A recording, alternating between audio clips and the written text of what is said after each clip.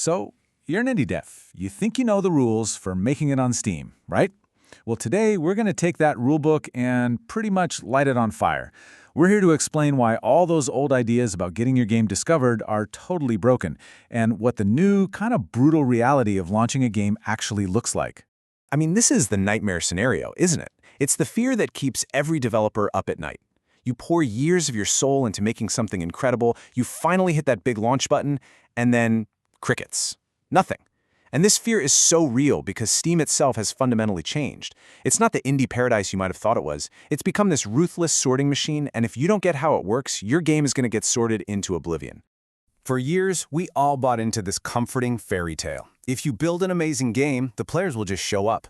We wanted to believe Steam was a meritocracy. But here's the cold, hard truth. Steam isn't some fairground. It's more like a super optimized router. Its only job is to match existing demand with the right product. It's not there to find you an audience. Nope, it's there to find its audience, the game they're already looking to buy. Right. So in this new world, forget fairness. It's not even in the equation. The only thing that matters are signals. Steam isn't your partner trying to help you get discovered. It's an algorithm, and you have to convince it. And how do you do that? With cold, hard data. If you read Valve's own stuff, you see one phrase over and over: happy customers. Their goal isn't about artistic diversity or giving every little indie game a fair shot. It is all about optimizing for customer satisfaction. So what they do is they give every new game just a tiny little sliver of visibility, and then they just watch what gets bought, what gets played. Those are the only signals that earn your game more visibility. It's that simple. Okay, now let's talk about the big one. The metric that every indie dev is absolutely addicted to. The one that causes so much stress and so many sleepless nights. The wish list. We've all been trained to believe that this number is the holy grail of Steam success. But here's the thought. What if it's all just a giant trap?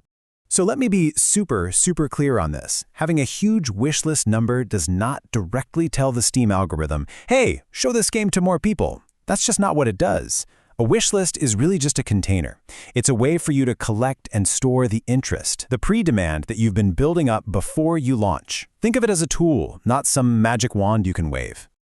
Okay, so if the raw number of wish lists isn't the magic key, then what is? It's this, something called initial purchase density. You need a massive, concentrated burst of sales the second your game goes live. That sudden flood of sales right at the start, that is the loudest signal you can possibly send to Steam. It screams, hey, people really want this. You should show it to more people just like them. And this is basically how that tool works. It's pretty mechanical, actually. First, you spend months, maybe even years, getting people interested. Then launch day comes. You push the big green button. Steam sends out a blast of emails to everyone who wishlisted your game. A small fraction of those people buy it right away, creating that all-important initial purchase density. And that's it. That's its whole job. It's not about how big the list is. It's about how fast those people convert. All right, myth number 2. The other great hope for indies, Steam Next Fest. You know the dream. You get your demo in the festival, and boom, you get discovered. Everyone kind of sees it as this great equalizer, right? Your big lottery ticket to get noticed. Well, the data, it tells a very different story. And frankly, it's more of a nightmare. I mean, first of all, just look at how crowded it's gotten. The February 2026 Next Fest had over 3,500 demos. That's a 51% jump in just 1 year. This thing isn't some quaint indie festival anymore. It's an absolute mosh pit, and everyone is just screaming to be heard over the noise. So you do all that work, you put in all that effort, and what does the average game get? Get this, around 200 wish lists. Yeah, 200. For all the work of prepping a demo and being in the fest, the median game, the one right in the middle of the pack, comes away with just 200. That is not the lottery ticket you were sold. And the data here is, well, it's brutal. It's totally unambiguous. Here's the takeaway. Next Fest doesn't create momentum, it amplifies momentum you already have. If you go in with less than 1,000 wish lists, you'll probably leave with about 224 more. But if you already have over 10,000, you're going to gain over 5,000 more. Next Fest is a classic rich-get-richer system. It's a megaphone for the games that are already loud, not a microphone for the quiet ones. Wow. Okay, I know that was a lot of bad news. We've just taken apart some of the biggest beliefs in indie dev. But Listen, the point of this isn't just to tear everything down and leave you depressed. Now that we've kind of cleared away the rubble of those old rules, we can actually see the path forward. So now, let's talk about the new playbook. All right, let's start building a new strategy from the ground up. And just to be clear, we're not talking about a few new hacks or some secret tricks. This is a complete fundamental shift in how you need to think about your job as a developer on Steam. So, here's your new job description. First, your job isn't just make a good game anymore. It's to design a game that someone can understand instantly, just from one screenshot. And your Steam page, that's not some brochure you whip up at the end. No, it's a machine you build from day one to gather demand over months, maybe even years. Your demo isn't just a free sample. It's a high-pressure device designed to get a yes or no decision in under 10 minutes.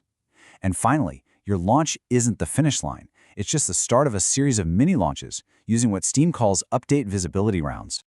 So what does this actually look like in practice, on a timeline?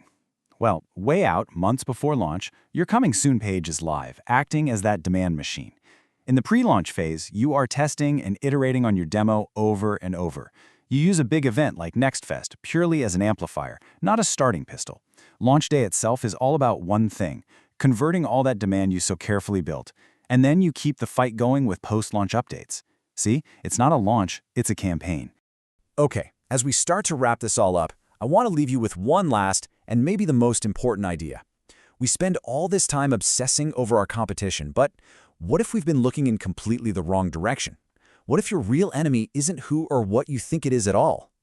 Think about it. It's not the $100 million AAA game, and it's not even that other cool indie that's launching on the same day as you. Your true competitor is something way faster, way more ruthless, and a lot harder to beat. Your real enemy is the scroll wheel. It's those 2 seconds, just 2, where a player looks at your game, doesn't immediately get it, and just scrolls right past.